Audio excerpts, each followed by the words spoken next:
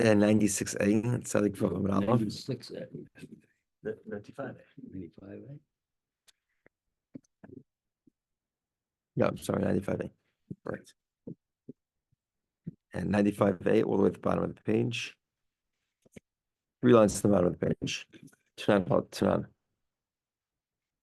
Okay, so in the middle of a question of whether or not the release of Ba'al Avimai, the exemption of Ba'al Avimai applies to a shemer chinam, an unpaid watchman. It clearly applies to a shayl. A shayl is a borrower. We had a debate whether it also applies. It's also connected via the vav of v'chi sishal at the end of the third part, the beginning of the third parsha. It says v'chi sishal. That vav connects it to shemer sachar, which is the previous parsha. The question is it connected to the first parsha of shemer chinam? The difference here would be if it does apply to shemer chinam, that means that the release of Ba'al Avimai would apply even in a scenario of gross negligence. If it's not connected, it would only apply in areas of minor negligence or of einus completely. Einus meaning it was beyond your control. So now, the guy borrowed an ox and he borrowed the owners with the ox. Or instead of borrowing the owner, he rented the owner. He hired him for a job. Or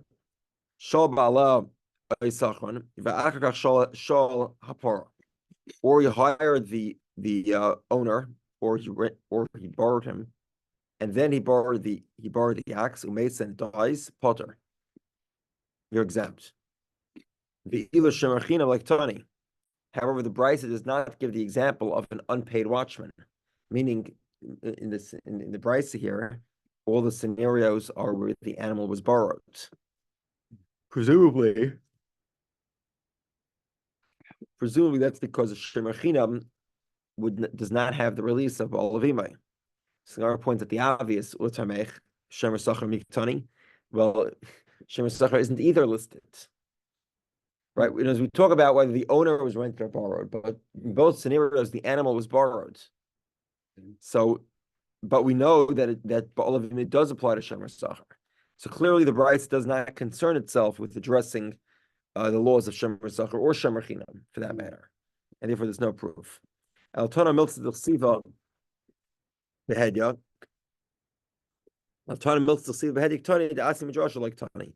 The Brisa gives an example for that which is written out, which is Ba'al Avimai by she'ela, by borrowing. For those that are learned by a drasha, he doesn't refer to those. Toshma, next Brisa, next attempt. Shala v'shol ba'ala'ima. He borrowed the animal and borrowed the owner with it. Or sachra, he rented the animal with sachar ba'ala'ima and he rented the owner with it. Or shala v'sachar ba'ala'ima, or sachar v'shol ba'ala'ima. Or he rented the animal and borrowed the owner, or borrowed the animal and rented the owner. Right? Is he borrowed one and rented the other? Even though the owner wasn't actually working with the animal necessarily, he was working in a different area, you're still exempt. So Ru thought, it makes sense to say that this Brisa puts a seicher, a renter, in the same category as a shemer sachar. So this Brisa then refers to both a shayl, a borrower, and a renter who has the same law as a shemer sachar. And we see that shemer chinam is excluded. Like Tani, and shemer chinam is not listed. So the Gemara says, well, not necessarily, because Hamani Rameri, the Amar Seicher shemer chinam dami. It could be that actually a renter does have the status. We're going with the opinion that a renter does have the status of a shemer chinam, an unpaid watchman. And therefore, if that's the case, then we are referring to an unpaid watchman, because a seicher, a renter, is an unpaid watchman. It's the same law.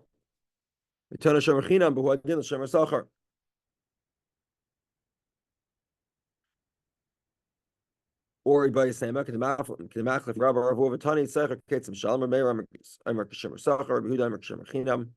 or alternatively, we can be going with Rameir, and Rameir, there's debate in the You have a debate in the Talmud if a soicher is like a shemer chinam or like a shemer sacher.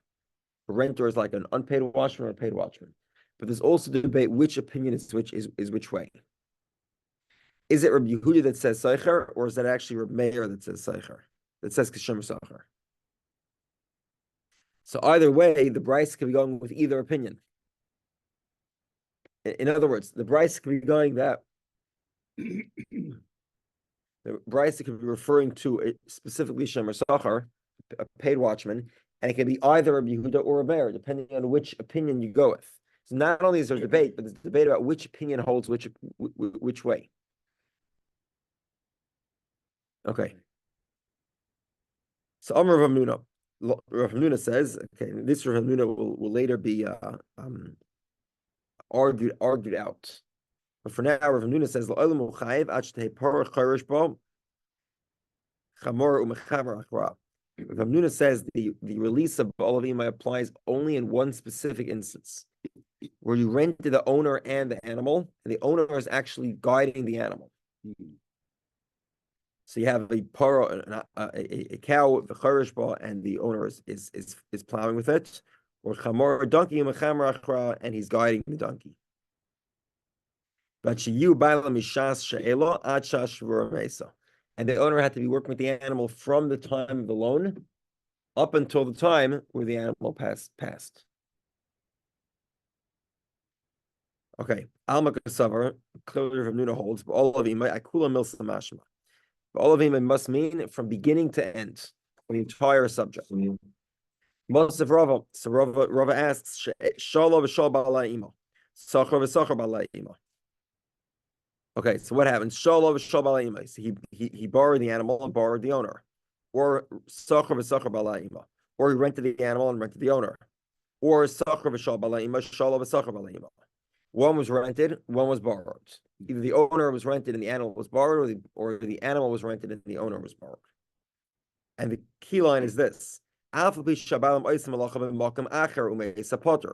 owner did work in a different area, different field, different side of the country. Potter, you're exempt. My love, it must be in a different type of work, nothing to do with that animal. The Gemara says, Malacha cheres doesn't mean a different work in a different side of the country. What it means is it means the same work. He was plowing the field with the animal. It means that he wasn't actually on top of his animal. He was sort of at a distance guiding the plow. But of course they were involved in the same thing. Well, let's look at the Seifa. The Seifa indicates that you were actually on the animal. And that clearly indicates to us that the first half means malacha cheres means a different work, meaning a totally different thing somewhere else. Let's explain why. The Tani Seif. He borrowed the animal and then borrowed the owner, or sachar, he rented the animal. And then after he rented the animal, then he hired the owner. Even if the owner was plowing the animal with the cow, was plowing the field with the cow, because his hiring happened after the loan or after the rental, therefore there's no release of all of Yomai. You're liable. Now, if over here we say al gaba, what does it mean? It means literally that it means you're in the same field plowing with the animal. So when the first half of the brisa says the makam achar in a different area, presumably it means not plowing of the second half, the second half of the brisa. The second half, the brisa talks about being local or being distant. What's the example of being local? Plowing. So presumably being distant means like not plowing, right? It means you're further away. Well, if you're further apart, that contradicts the opinion of Rav Hamnuna, because Rav Hamnuna says you must be present, you must be plowing in order to be released from Baal of Yomai, because of Baal of Yomai. So Amri Reish of Seif Ba'isam Lacha. Okay. So Amri Reish of Seif Ba'isam Lacha. Both the first half and the brisa, they're both talking about effectively the same category, which is that they're working in the same They're doing this. They're doing the same thing in the field together. They're both plowing the field. So what is the Bryce has switched the terminology for Reish Rabus Kamashal one, but say for Rabus Kamashal one. Each of them is coming to tell you its own idea. Reish Rabus Kamashal one, the Afgab the Agabo Elabo Oisim Alocha Kividav Balam Shash Ela Potter. The first half of the Bryce tells you that even if you're not riding the animal, you're just guiding the plow at a distance, which is how plowing works. You're still liable. I'm sorry. Because the owner was present at the time of the loan, you're still exempt because of all of Yomei, because you borrowed the owner at the time of the loan. The Sefer Abus Kamash Malon, the Sefer indicates to us the Afagav the Agab have a Bailam B'Shas She'elo Chayev. The Sefer says even if the guy was literally riding the animal, the borrowed animal, because he was not hired until after he loaned his animal, even if he's actually riding the animal, he's still exempt. I'm sorry. There's no Baal of Yomei, meaning he's still liable. There's no release of Baal of Yomei. Someone says, "Hi, Mai. What does that mean?" If you tell me that the first half of the mission actually means a different malacha, a different action, meaning the guy was working in a different field, not plowing with the animal, and the sefer is the guy was plowing, but sefer ba'osim malacha, he was plowing with the animal. 1 second. Hainu Rabusa, then it makes sense. In other words, you're arguing that there's something distinct about being present at the time of the loan, which compensates, which makes your location at the time of the event irrelevant. Meaning, if you were not there at the time of your loan, even if you had the ideal location to be exempt, you're still liable. There's no Baal of Yomei. Because even though the Baal of Yomei was at the time the animal died, it was Baal of Yomei. Because at the time of the loan, it wasn't Baal of Yomei. So you're exempt. You have the release of Baal of Yomei. Baal of Yomei is applicable. And similarly, the idea of the first half of the Mishnah, which is that if you fulfill condition A, meaning you were present, that you was Baal of Yomei at the time of the loan, then even if you're very distant, I'm sorry. If you're present at the time of the loan, even if you're distant at the time of the event, you have Baal of Yomei. And the idea here is that you don't need to be present at the time of the event. Moreover, if you're present at the time of the event, but you were not present at the time of the loan, there is no Baal of Yomei, meaning you are liable.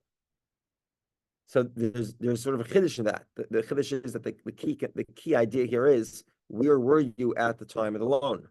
Where you were at the time of the event, we don't care about.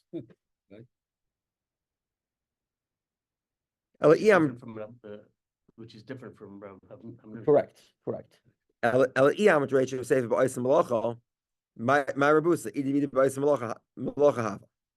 if you're telling me that effectively they're both involved in the same thing, one guy is walking 100 feet from the plow because he's, I don't know, however far a plow goes from the animal, it's 50 feet, whatever it is, and the other guy is actually on the animal. It's not the point. The point is not, because you don't have to be near the animal. You don't have to be near the animal. The contrast is not apparent, that there's a distinction between being on the animal and being 50 feet behind it. In other words, if you argue that you need to be present at the time of the loan and at the time of the event, then you should drop the distinction between a different area, because being 50 feet behind an animal is not a different area. There's no difference between riding an animal and hanging onto the plow 50 feet behind it. It's the same thing. Okay. And moreover, the Brisa says, the verse states, if the owner is with him, then lo yishalem, you don't have to pay. Any idea, don't I know, if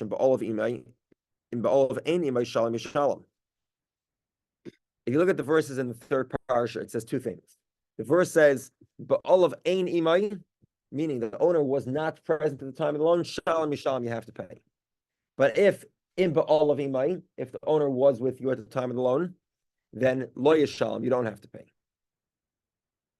So the first and I believe it's the second verse of the third parsha.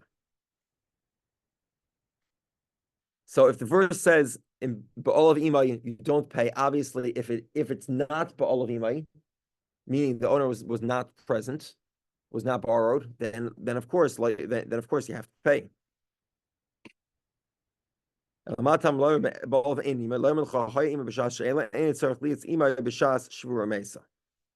So the Bryce explains if you were present at the time of the loan, you don't need to be present at the time that it passed. The animal died or broke a bone. If you were present at the time the animal died, you still need to be present at the time of the loan. Clearly contradicting Rav Nuna. No question about it. Tanya Idach, another Bryce. Same question. Why does the verse repeat itself? It says, "Ba'ol of einimai shalom yishalom, ba'ol of imai lo yishalom." Once the Torah tells you that ba'ol of imai is an exemption, then I know that if there is no ba'ol of imai, you're not exempt. You have to pay. As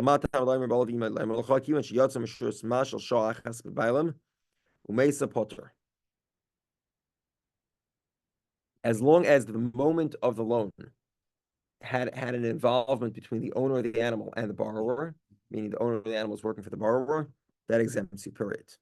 Tiyufta from Nuna, this is a question from Nuna. Tiyufta remains a difficult question. Okay.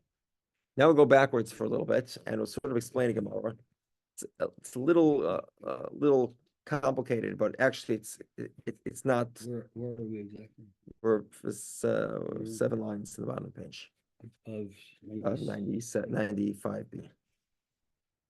So let's go backwards to what we saw yesterday. We're at Abaya Savar Rav Yashia. Okay, so we saw a debate here between Rav Yashia and Rav Yonasan. Correctly, yeah. Rav Yonasan says that anytime the Torah gives a list, that list is a list of ors, not ands, except if the Torah says yachtav, and together, meaning it requires A and B. And Rav Yashia says no. Anytime Torah gives a list, it's ands, unless the Torah says or. So now we have two events with regard to Ba'al of Imai. We have the event of borrowing plus the event of the animal dying. So now the Torah basically the idea between both, we'll see in both opinions, is that will prove that this contradiction of the verses, not contradiction, but there's sort of an extra verse here. The verse says, "Ba'ol of einimai lo yishalom." If the owner is not there, you don't pay, and if he was there, you do pay. Obviously, one is the contrapositive of the other. So it only needs to say one, and you know the other. So from the conflict between those two verses, the implication, by the way, of either verse is contradictory. Let's explain. Let's see inside. So it depends. Okay, Abaya says like Rav Yashia. Abaya says like Rav Yashia. Rav Yashia reads everything with an and. Mutaris l'kroi Rav Yashia will explain the verse like Rav Yashia. Rava says like Rav Yonasan. Mutaris l'kroi Rav Yonasan he'll explain it according to Rav Yonasan. Abaya says like Rav Yashia. Abaya explains like Rav Yashia. Mutaris l'kroi Rav Yashia. He explains the verses like Rav Yashia. So let's explain. Ba'ol of einimai shalom yishalom. There's no release of ba'ol of imai. You must pay. Time of the less of a travail. Now, according to Rav Yashia, everything is an and, right? Because there's two events. There is the event of the time of the loan and the time of the event and the time of the animal dying. According to Rav Yashia, it's and. You need both events. So the first verse tells you, ba'ol of einimai, the owner was not present, neither by the time of the loan, nor by the time of the animal's death. But if the animal was by one, but if the owner was by one of them, but not the other one, then you would be exempt. You would have the release. You're exempt. So Gemara says, well, that's contradicted by the implication of the second verse. Why? It says if the owner is with you, then you don't pay. Again, Rav Yashia reads everything with an and. So what does that mean? Time of the Isav Travail.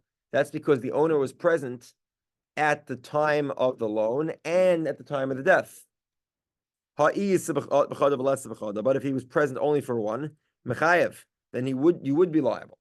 So there is contraindicating positions from either side of the verse, either sides of the verses, right? Because the verse says two exempt, two. If you're not by two, you're exempt. Okay, Sorry. no. If you're not by two, you don't have ba'al avimai, meaning you are liable. There's no ba'al avimai, you are liable.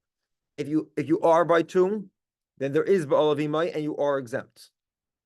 Now, the implication of either one is the opposite of each other. The implication of you must be by two to be liable tells me that if you're only by one, you're exempt. But the implication of you must be by two, you must be by two to be exempt tells you that if you're by one, you're liable. So you have to, right?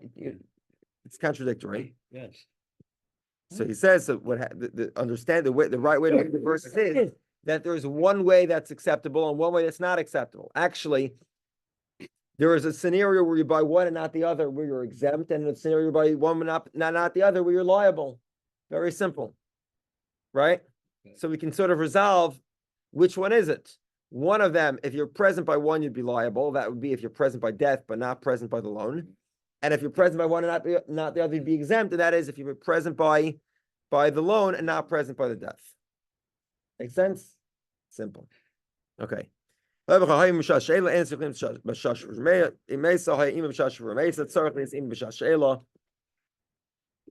to be present by the loan. If you're present by the death of the animal, but not by the loan, then you'd still be liable. Okay, so now by Rava we have the opposite, because Rava now says everything is or, right? So now we're going with the ends. Now Rav Yehudah says everything is ors. Okay, so let's go through it. The tanya we learned. If the owner is present, if the owner was present, you don't pay. Mashma de isa b'travayo, mashna amlichi isa b'choda, v'letza b'choda potter. Presumably, that means that if the owner was present by both loan and death, or by either one, because remember, Biashi is ors, Right. not ends. So either one, potter, you're exempt. However, what about the flip side? If the owner is not present, you don't have to pay. Meaning, he was present neither by the loan nor by the death, or it's an or, right? Because we're venison. So or even if he was only present for one of them but not the other one, you'd still be liable. So how do we resolve this contradiction? If you were present at the time of the loan, then you don't need to be present at the time of the death of the animal. But if you were present at the time of the death of the animal, you don't need to be present you still need to be present at the time of the loan. Okay, so now of course the big question is, so now, okay, it's nice, it's nifty, right? It sort of fits in, right? You sort of resolve the puzzle. Okay, but why do we prefer that the time of she'ela is like that's the key time? Maybe it's the time of the death. Why we choose one over the other? So okay, I agree with you. Obviously, this is the resolution to the puzzle, right? But why is it solved your way? Why isn't it solved the other way? Similar as Epach and I'll switch it around. Mistavra makes sense. She'ela adifa. It makes sense. The Torah's exemption would apply to the time of the loan. Because at that time you accept an obligation. You bring it into your domain. Someone says, maybe the death is better because death makes you liable for einsim, for things that are very difficult to hold you liable because it's not your fault. So Gemara says, Eloi she'elo shvur meisam ayovid. Gemara says, well, if not for the time of the loan, you would never have been liable. So Gemara says, well, same is true the opposite, right? If Elav shvur meisam she'elo ayovid. If not for the fact the animal died, well, there wouldn't be any liability either, right? So the animal's still alive. So Gemara says, we still prefer the time of the loan because the responsibility is not just to watch the animal, but also to feed it.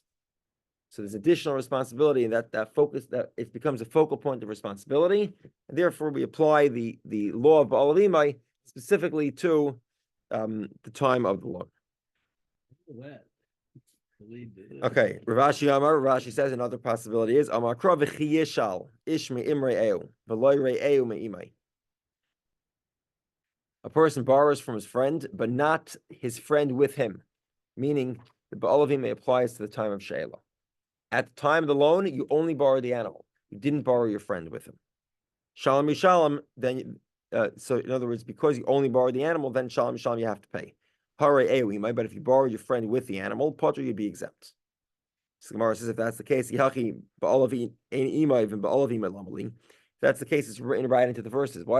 If that's the way to interpret V'chiyishal, that you borrowed just the animal and not the person, then why does Torah even mention Balavimai? It's written right. It's written in. You borrowed from your friend, but not your friend. So the Gemara says, "Ilav hanach," not for the fact that Torah is specific, meaning you borrowed from your friend his animal, but I didn't borrow my friend also. Oh, okay. Because I borrowed my friend too. That would be Balavimai. So the Gemara is saying, well, that's the third source then for Balavimai, because the verse already says Balavimai twice. Now you have a third source. Why does Torah need to say Balavimai 3 times? So the Gemara says, well, it's not quite a source, right? Because Ilav Hanach, if the Torah didn't specify Balavimai, Amina have Orcha de Krohu. That's sort of the normal way the verse talks. The derivation isn't significant. Once I know Balavimai, then I can explain that Balavimai is significant at the time of She'ela. But as a standalone derivation, it's not sufficient. Okay, a bunch of questions here. Okay, basically, the key component we saw about She'ela, about borrowing, is either Kol Hana Shalai or Roiv Hana Shalai. Basically, the borrower gets everything, and the lender gets nothing. Now, that's true for a normal loan. What happens if we have a couple of interesting fellows here?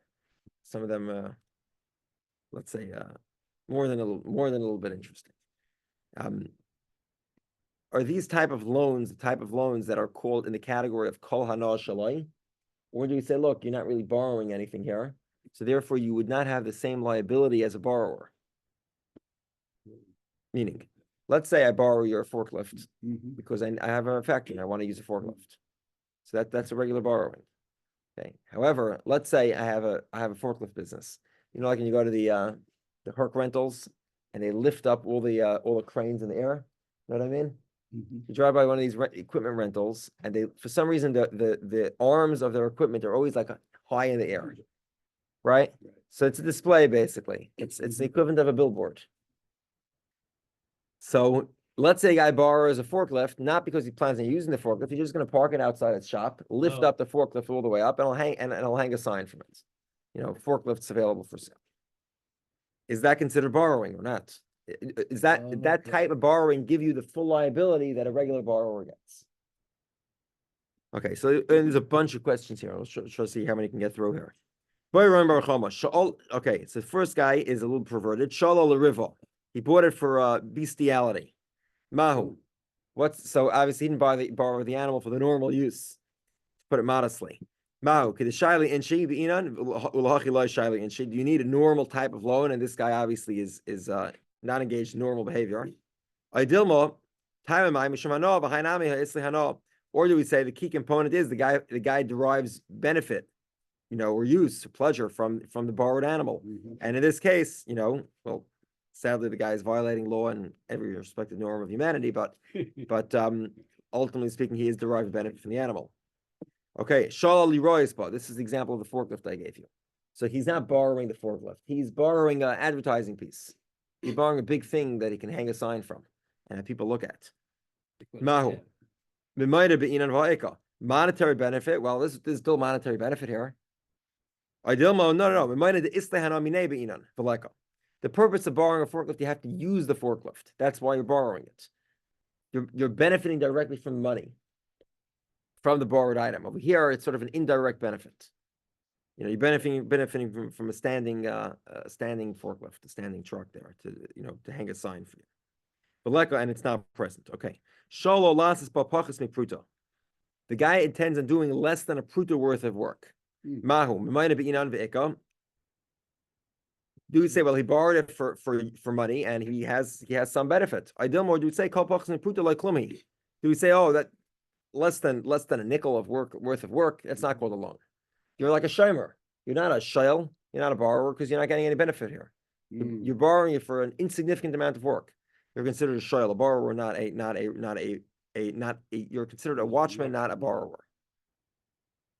Okay, of course, you have to give a few variations of this question. So here we go. I borrowed 2 oxen to produce one to you to benefit 5 cents, a nickel or quarter, let's say. Mahu. Do we say, look, this loan does have the value of a pruta? This is a quarter here, it's significant. Or do we say, look at the animal, and no, we don't have the value of a pruta in either animal. Okay, Shol Mishutfin. Let's say I borrowed an ox. So Steve and Jules owned an ox together. I borrowed the ox from both of you. Okay, and at the same time I borrowed the ox, I also had Steve do work for me. Is that ba'olavima or not? Do you need ba'olavima, the whole animal, and both of you to work at the same time, or no? The fact that only one of you worked is sufficient. And I borrowed one at the same time, so I have the release called ba'olavima. Mahu. Does ba'olavima need to be in the entire ownership of the animal, and you don't have that? Idilma, no. Mahu palga de mifter. At least from Steve's half, because I borrowed Steve, I should be exempt on his half. Okay, now let's ask the same question in the reverse. Okay, so now both of you, right? Shutfin shashalu v'nishalachem hanmau. So same story. Steve and Jules own the animal. Steve and Jules have a partnership business, and you both together in your partnership business borrow the animal from me, and at the same time I was working for Steve. So is Steve now exempt from ba'olavimai or not? Fair. Okay. Do you need that that both of you need to borrow me? So I'd have to work volunteer for both of your business, your partnership business. The black guy, you don't have that because I only was working for Steve. Steve should be exempt because he borrowed me. Okay. Okay. Next one. This one's a little more complicated. Okay, so now we're talking about nichse melug, right? What is nichse melug? We spoke about this many times, especially in Ksubis, Kedushin, Gittin. Okay, nichse melug is a woman. Let's give an example. Let's say a woman gets married and she has a car. She owns a car, and again, obviously, any form of prenuptial arrangement is permitted. The Gemara says there was a certain scholar that him and his wife had 2 separate wallets. That's fine. They had 2 different bank accounts. Nothing wrong with that. However, in the absence of any specific agreement, of any prenup that precedes the marriage, of how they're going to run their finances, the law is the man is allowed to use the woman's car. Not like that, he's also allowed to rent out the car, by the way. He can rent the car and he gets to keep the income. Okay. So this is called, what we call is, who owns the car? Or the woman owns the car. It's her car. Who has kinyan paris? Who has the right to use the car? He has the right to use the car. Why was this enactment created? So that if the woman was captured, the husband has an obligation to redeem her. By the way, he may not divorce her on the spot. He has to redeem her first. If a woman, technically speaking, and sadly, I've once heard of such a situation, there are certain obligations where a divorce can release you from the obligation, but perkaina is an exemption, because obviously the whole purpose of redemption of captives is a rare instance. It could never be the case that you'd be able to evade your responsibility by giving a divorce. Okay, and we'll soon see why that's significant, because maybe we'll get to it. Okay, so Isha Shala, a woman borrows an item, Vinishal Bal, and the owner of the item that she borrowed was working for her husband at the same time. Is that ba'olavima or not? Mao, kinyan paris, kinyan aguftami. Do you say that the fact the husband owns the fruits, the paris of the car, his ability to rent it out? So it's as if he owns the car, and therefore it's as if the owner worked for. One second, hold on here. I'm sorry. The opposite. The woman lent out her item. The woman lent out her car, and the husband was working for the borrower at that time. Does the borrower exempt now because of olavimai? I lie or not? Okay, a similar situation will be the last one. A guy says to his messenger, I'm going to lend out my car, I'm lending out my ox, and you go work with the guy. Help him with the ox. Mahu, ba'olav mamish be'inan. Do you need ba'olavima? It means the owner himself has to be present. The owner is not there. Or do you say, look, we have the law of the messenger. The messenger represents the owner because he's sending the guy to be his messenger to represent him. It says if he's present, and therefore you do have ba'olavimai.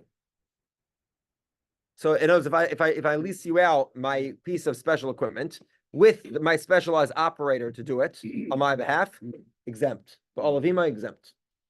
Or not, or you say, no, I have to be present. I'm not present. Okay. Okay, so tomorrow we'll sort of slice and dice this and try to figure out how to resolve it. Okay.